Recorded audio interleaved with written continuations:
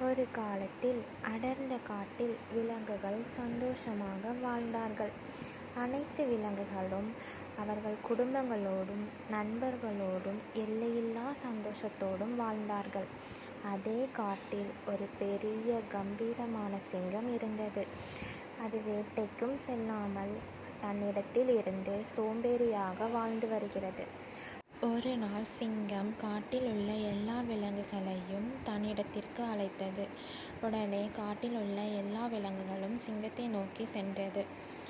சிங்கம் அவர்களை பார்த்து, "நான் உங்கள் ராஜா. இனிமேல் நீங்கள் தினமும் ஒருத்தரை எனக்கு உணவாக அனுப்பணும்.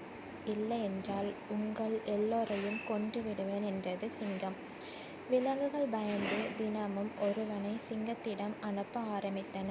ஒரு நாள் முயலின் வாரம் வந்தது. அந்த முயல் புத்திசாலி. அது ஒரு திட்டம் போட்டது.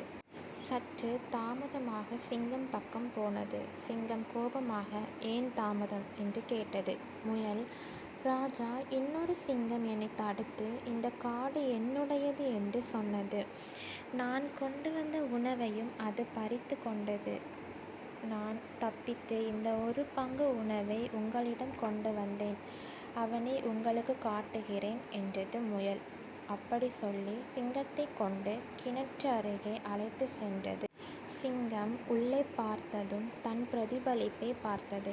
அதுதான் அந்த எதிரி என்று நினைத்து கோபத்தில் கிணற்றுக்குள் பாய்ந்தது. சிங்கம் அங்கே விழுந்து உயிரிழந்தது. எல்லா விலங்குகளும் மீண்டும் சுதந்திரமாக மகிழ்ச்சியாக தன் குடும்பங்களுடன் வாழ ஆரம்பித்தன.